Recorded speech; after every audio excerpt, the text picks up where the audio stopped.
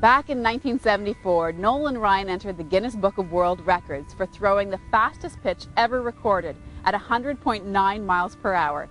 Since then, it's become more commonplace for pitchers to reach that magical mark. A.J. Burnett, Eric Gagne, Rich Harden, they've all done it. But there was one pitcher that didn't just reach that mark. He smashed right through it. He put up numbers never seen before and that will never be seen again. His name is Sidd Finch. In the final week of March 1985, Sports Illustrated published a story titled The Curious Case of Sidd Finch. This piece, a 13-page expose written by noted journalist George Plimpton, set the sports world ablaze. In this story, Plimpton details the personal history of an athlete named Hayden Siddhartha Finch, nicknamed Sid for short. This athlete, a gangly 28-year-old raised in an English orphanage, had gained the name Sid while learning yoga and other spiritual arts in the country of Tibet. This Sports Illustrated article detailed how this young man had become perhaps the most exciting prospect in baseball history. The crown jewel of his pitching repertoire, his fastball, had been clocked in at 168 miles per hour, roughly 65 miles faster than the most blazing pitches in baseball history. This was a revolutionary find for the game, and with opening day just a little over a week away, the sport was set to be blown wide open by this mysterious pitching phenom. Unfortunately, Sidd Finch never even existed. Everything, from his record-breaking fastball to his very name, was a fabrication, a falsehood, a hoax.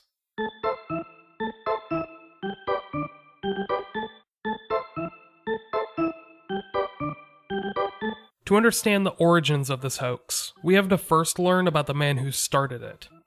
George Eames Plimpton was born to Francis Plimpton and Pauline Eames on March 18, 1927. He was one of 4 children, with his other siblings including Francis, Oakes, and Sarah. His grandfather on his father's side was the founder of a publishing company, and his father was a corporate lawyer that was later appointed by John F. Kennedy to serve as the deputy ambassador to the United Nations. His mother, Pauline, came from a prestigious line of lawyers and politicians. This meant that, coming from means, Plimpton was never made to suffer, something that several of his peers would jokingly rib him on later in his life. He grew up in Manhattan's Upper East Side, spending many of his summers in Suffolk County, Long Island. After graduating high school, he went on to attend Harvard College, the undergraduate liberal arts wing of Harvard University. He was an English major, taking after his grandfather, and he wrote for the Harvard Lampoon, one of America's most prestigious comedy troupes, which has dozens of notable members dating back to the 19th century. During this stint at Harvard, he became close friends with Robert F. Kennedy, the future Attorney General and New York Senator. In fact, their friendship continued for many years later, with many crediting Plimpton himself for helping to tackle Sirhan Sirhan during Kennedy's 1968 assassination. George was set to graduate from Harvard in 1948, but he took a little bit of a detour, serving in the United States Army between 1945 and 1948. During this time period, which was at the tail end of World War II and its immediate aftermath, he was trained in demolitions and served as a tank driver in Italy. After this tour, he returned to Harvard to finish his degree, ultimately graduating in 1950. He then went overseas to attend King's College at Cambridge University, where he studied for 2 years, until graduating in 1952 with a second bachelor's degree in English. After gaining his second English degree, Plimpton helped establish the publication called The Paris Review, alongside some friends and fellow writers he had met in the preceding years. Plimpton, who served as one of the publication's primary investors in those early days, would serve as the magazine's editor-in-chief for 50 years.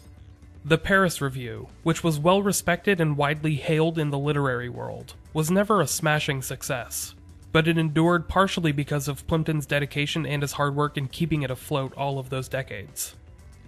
While overseeing the Paris Review, Plimpton began taking his first steps into the world of journalism. namely sports journalism, where Plimpton would gain a sterling reputation for his special brand of immersive reporting, which he called participatory journalism. You see, while most investigators suffice by simply reporting what they see, Plimpton wanted to gain a hands-on knowledge of the sport. He started by pitching an exhibition game at Yankee Stadium in 1958 against Major League athletes. He actually sparred for 3 rounds against boxing legends Archie Moore and Sugar Ray Robinson. In 1963, he attended preseason training with the Detroit Lions, serving as their backup quarterback in some team scrimmages. He actually returned to football some years later, in 1971, as the backup quarterback of the Baltimore Colts. He even played against his former team, the Detroit Lions, in a preseason game.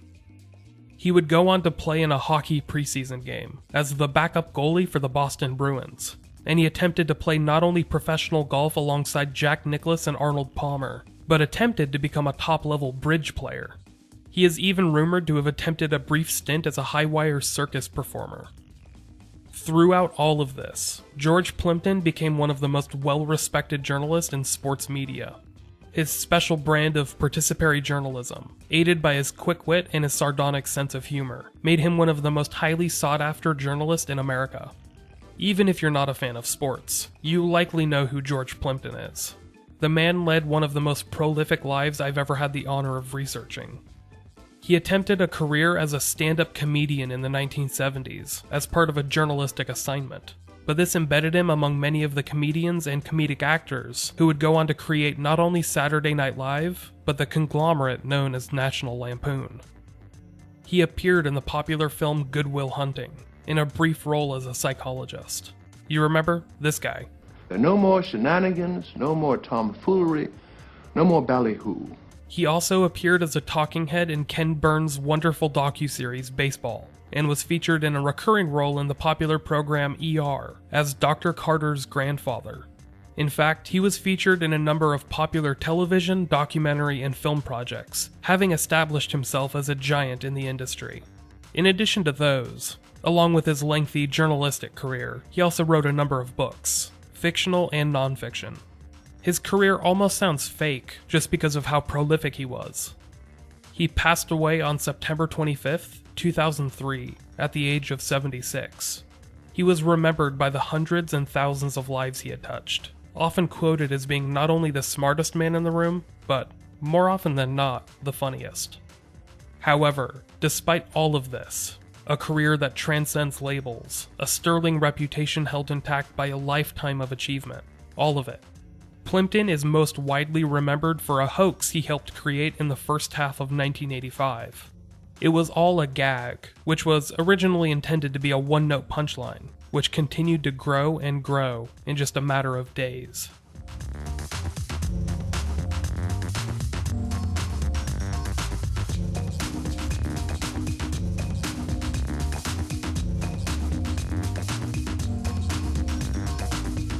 In the early weeks of 1985, the managing editor of Sports Illustrated, Mark Mulvoy, noted that one of their cover dates fell on April 1st.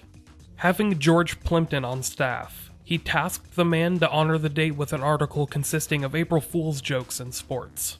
However, when Plimpton found himself unable to create an entire article, he brought his concerns to Mulvoy. So, like any great managing editor, Mulvoy gave Plimpton carte blanche to create a story of his own. George Plimpton later stated, quote, "He gave me license to do whatever I wanted. What a fantastic feeling, to create something with your own mind." Plimpton set out to create the ultimate joke, something that was as earnest as it was honest. A comedic punchline that could hit all of the right notes, and appeal to the readers of Sports Illustrated, young and old. Immediately, Plimpton was fascinated with the word Finch, which he wanted to incorporate somewhere into the story. He loved that one of the many definitions of the word was a small lie, so he wanted to work that into the tall tale that he was currently thinking up.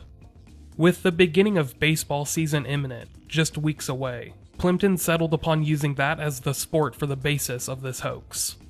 He called upon a professional connection of his ties to the publisher Doubleday, The owner of the publishing company, Nelson Doubleday, was the owner of the New York Mets, and he was willing to have his team cooperate with whatever Plimpton was currently cooking up. While many people think that a joke is something that naturally comes to you, it wasn't that easy to George Plimpton. He knew that he wanted this to land very well, so he stressed out more about this piece than any other in his career, as validated by his assistant at the time, Jonathan Dee. Dee, now a published author and a Pulitzer Prize nominee, was Plimpton's assistant right out of college. Regarding this entire hoax, he described George as, quote, a wreck. Nothing, he knew, falls quite so flat as a bad joke. Such was his anxiety that, for the one and only time in my 5 years in his employ, he asked me to come in to work on a Saturday. I still remember my naive astonishment at the sight of a world-famous, successful writer actually agonizing over whether something he'd written was good enough, funny enough, believable enough, or whether the whole thing would wind up making him seem like a national jackass. With this pressure upon his shoulders, to create an all-ages joke that would appeal to everyone, Plimpton set out to craft the tale of a baseball player from his imagination. As he began to craft the backstory of this fictional ball player, he tasked Sports Illustrated photographer Lane Stewart to find a proper representation for within the article.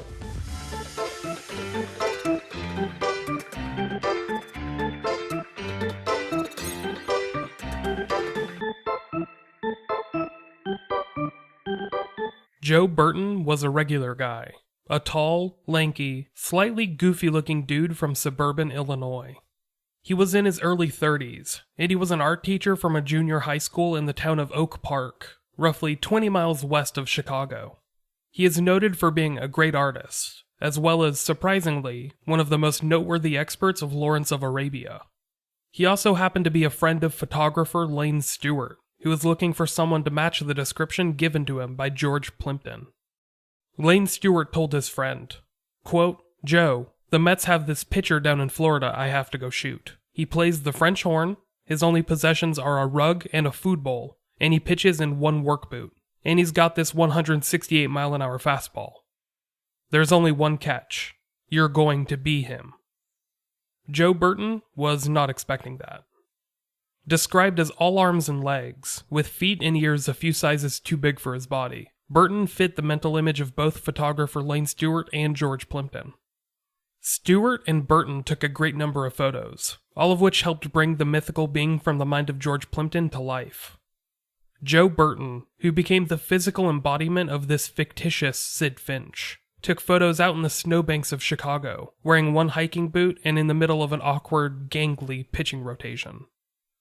They took a photo of Burton atop a camel, making it look like he had visited the pyramids of Egypt during his worldly travels. He posed for a number of photos with a French horn, always facing away from the camera, adding a mystique to the character they were creating.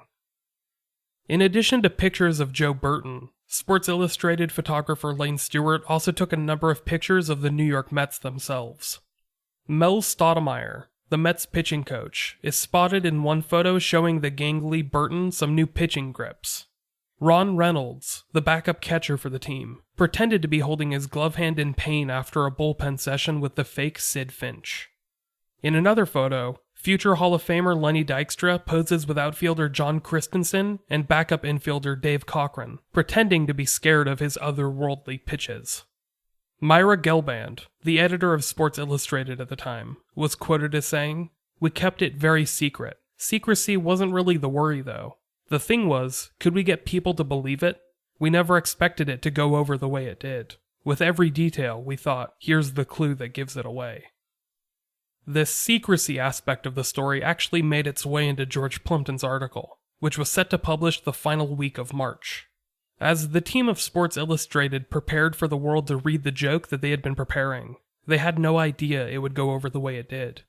In other words, they were not prepared for what would become one of the biggest hoaxes in sports history.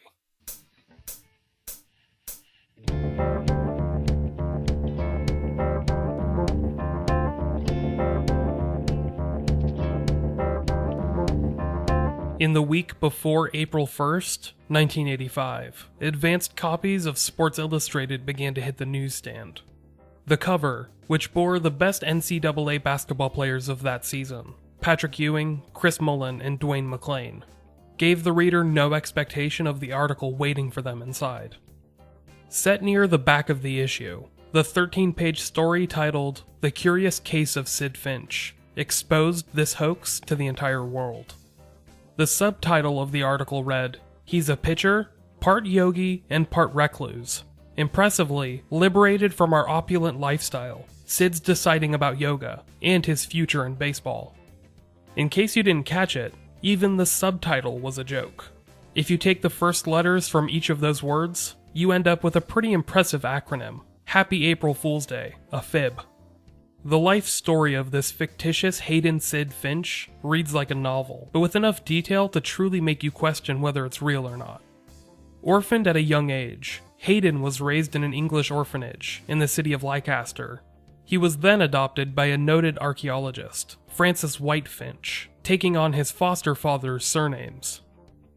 When Hayden was a teenager, just a year away from graduating, the fictitious Francis White Finch died in a plane crash in the nation of Nepal.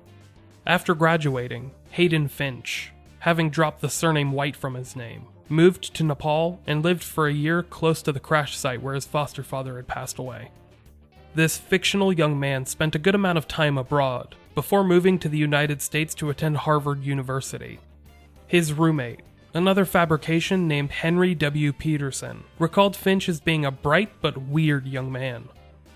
Peterson, who graduated with the class of 1979 and was now working as a New York stockbroker, claimed that Finch knew dozens of languages, but kept very few possessions. Some of his only belongings were a rug, a bowl for soup, and a French horn, which he apparently could play very beautifully. Hayden Finch withdrew from Harvard in the spring of 1976, in the middle of a term, and he began to traverse the globe, living life as a vagabond. He continued living abroad until the summer of 1984, when Hayden Finch had a chance encounter with the manager of the New York Mets AAA organization, the Tidewater Tides. Bob Schaefer, one of the most prestigious minor league managers, was amazed by an impromptu demonstration set up by Finch. Finch was now going by the name Sidd, based off of the name Siddhartha, the eponymous hero of the 1951 Hermann Hesse novel. He told the minor league manager that he had learned the art of the pitch during his travels in the mountains of Tibet, and he was thinking about transferring that prowess to big league baseball. Schaefer filled out a scouting report, one of the most convincing photos placed in the Sports Illustrated article. In it, the report is dated July 28, 1984, and it gives Hayden Finch the height of 6'4" and a weight of 170 pounds. His birthday is an unknown day in 1956, making him approximately 28 years old. There is no mailing address to speak of, but what lies below paints a pretty humorous portrait of the character created by George Plimpton. All of Sidd Finch's pitches are rated as a 9 out of 8, which is a statistical impossibility. His 3 traits of self-confidence, mental toughness, and the ability to be a pressure player are given a response of, quote, don't know. In his potential off-the-field issues, Sidd is listed as, quote, weird. Asked for a physical description of any known injuries, he is described as a gawky string bean type, with no visible injuries. His strengths are, quote, unbelievable fastball and control. You gotta see this. There is, of course, an exclamation mark after the unbelievable in that sentence.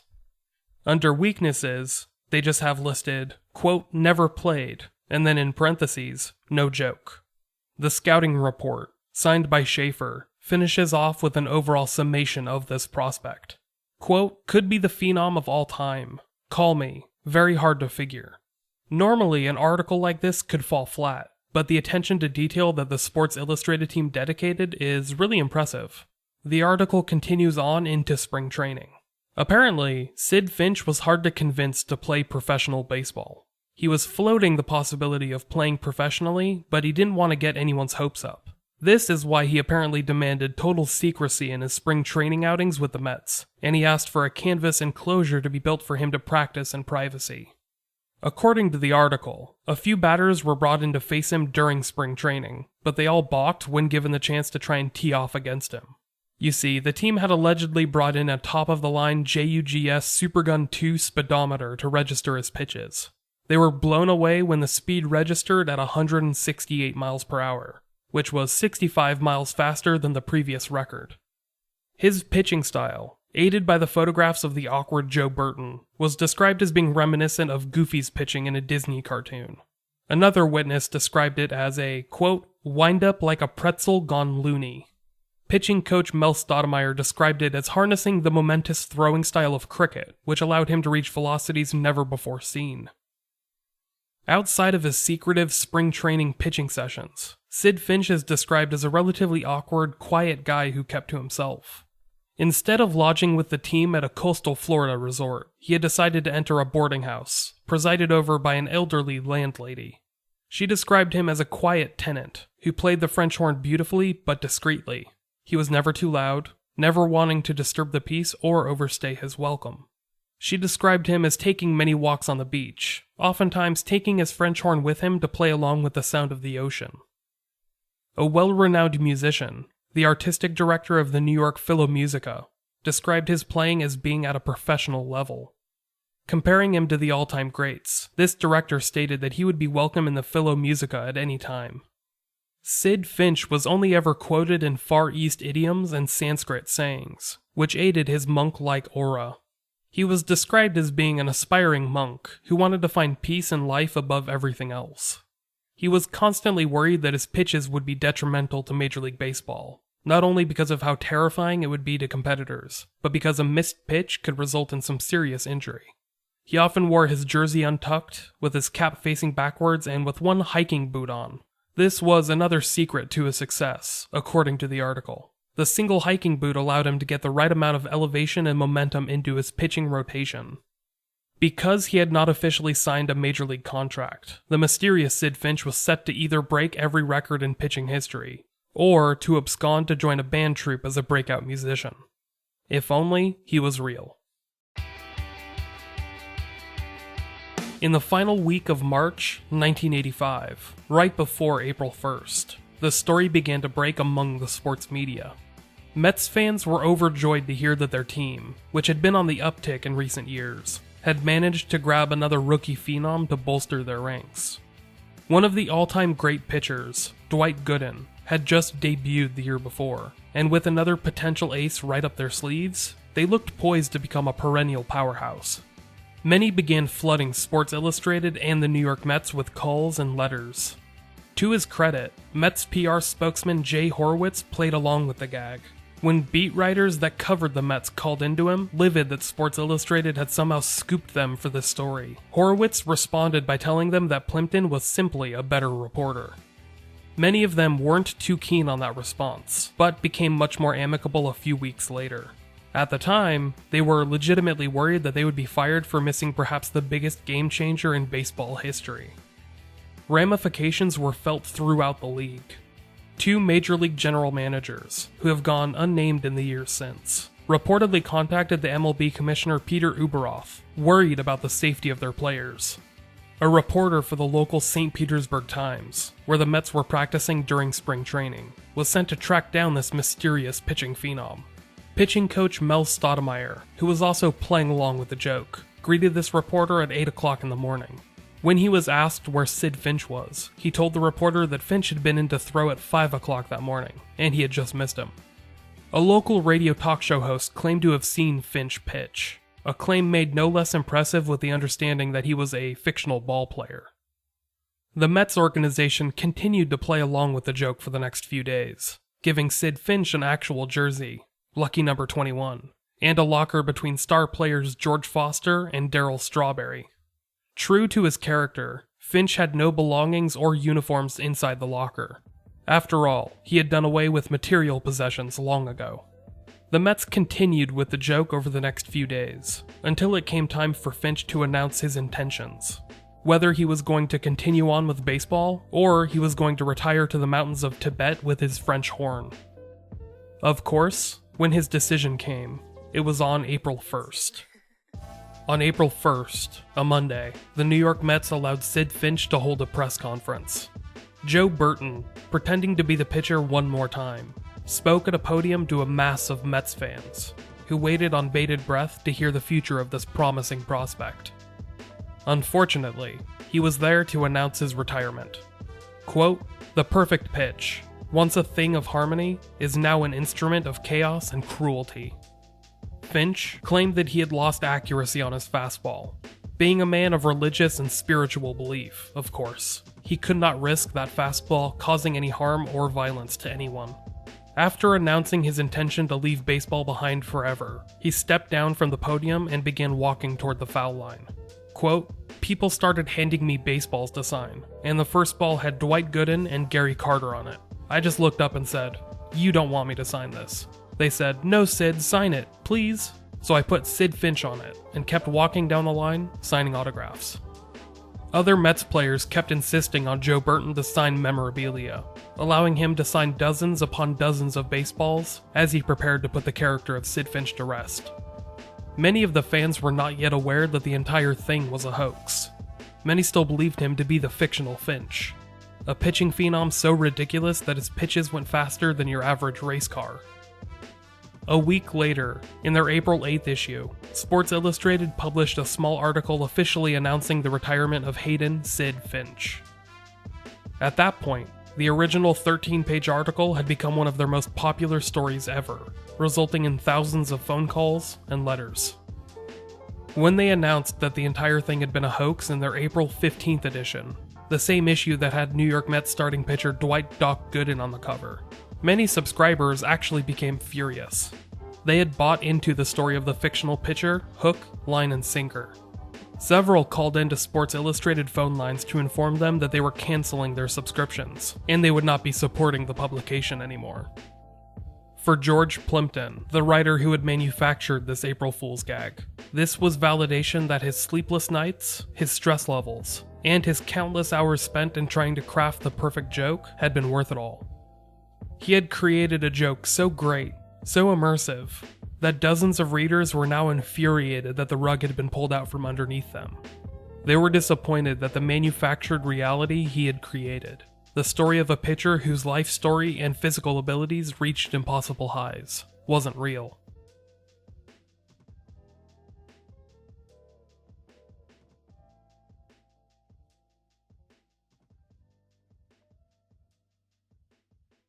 This is the review of the novel I wrote about Sidd Finch. He could throw the ball 168 miles an hour. He was the subject of an April Fool's story.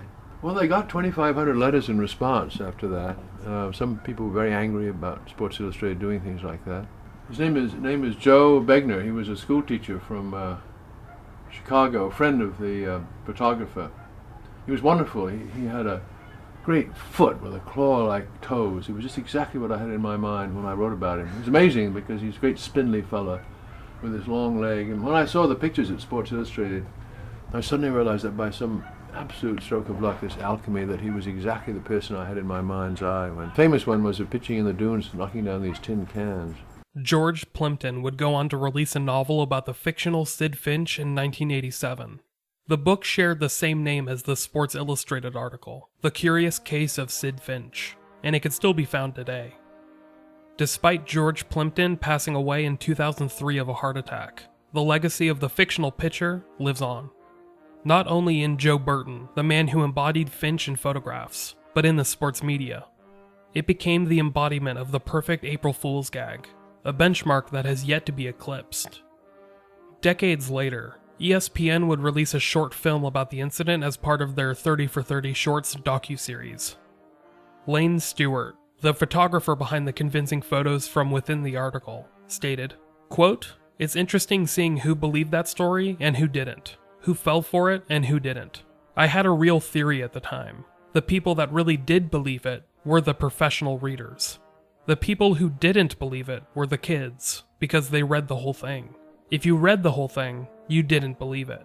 If you just went through it and picked up the quotes, who the hell thinks Sports Illustrated is going to make up quotes from, of all people, Mel Stoudemire? Who's going to put words in his mouth?"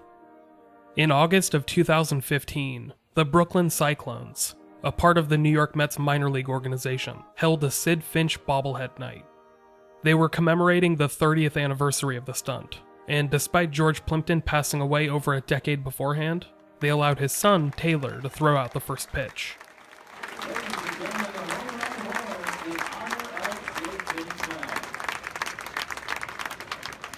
Joe Burton, who had long since embraced the silliness of the prank, was in attendance and signing autographs as the fictional Sidd Finch. Were you involved in any of the details of the story? I mean, some of them were so far-fetched, a 168-mile-per-hour fastball. I told George if he got it down to about 140, it'd probably be really believable, but he liked the whole idea of sticking with 168. I mean, the whole idea of then pitching with a bare foot, I was walking around with only one boot on and the other big foot just bare.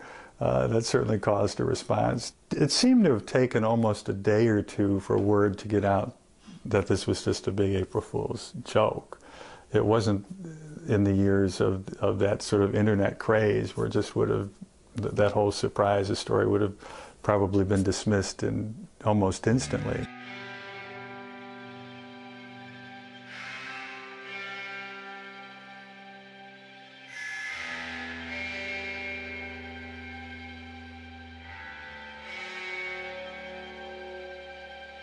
Over the years, baseball fans from his hometown Chicago Cubs to as far away as England had identified him as the man behind the April Fool's prank. Quote, "I was at one of the Cubs' playoff games in 2003. I'm lining up for a beer, and this guy goes, 'You're Sidd Finch. I can't believe it.' He asked me to sign his program. I find that almost everyone loves to recount their memory with a story, where they were when they read it, and what it meant to them. It's like they really wanted Sidd to be real." When asked about how long a joke like this would exist in this day and age, Burton brushes off the question. 5 minutes, he says. Quote, "People could still be wide-eyed about baseball then, I think. It was before the steroids and the scandals, and the asterisk made people permanently skeptical." Myra Gelband, the original editor of the story for Sports Illustrated, shares a pretty similar view of the incident. Quote, "I'm not sure there would be the willingness to suspend disbelief like that in any other sport. There's no single sport that has the hold on our dreams and fantasies the way baseball does. Sidd has become a symbol, like the cornfield in Iowa." In the years since, Joe Burton has responded to countless articles and sports media conglomerates asking for a quote. More than once, he has even agreed to participate in a recreation of his original photo ops, revisiting the gangly pitching rotation he perfected as the fictional Sidd Finch. He jokes that the highest speed his pitches ever reached was right around 68 miles per hour.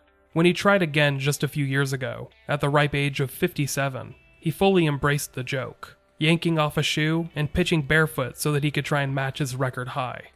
That pitch clocked in at around 54 miles per hour, but his rotation, described in the original Sports Illustrated article as a, quote, "pretzel gone loony," had not changed in all of those years. Gloria Groom, Joe's longtime wife and a curator at the Art Institute of Chicago, shared a beautiful anecdote of the story in an interview not that long ago. She said, referring to the impact the story has had upon her husband, quote, "It's never old to him. He absolutely loves it. Even now, at parties, people will go by and say, 'Hey, you're Sidd Finch.' He's just tickled, because he never was an athlete. He doesn't deny the fact that he had heroes as a kid, and suddenly, he was one himself."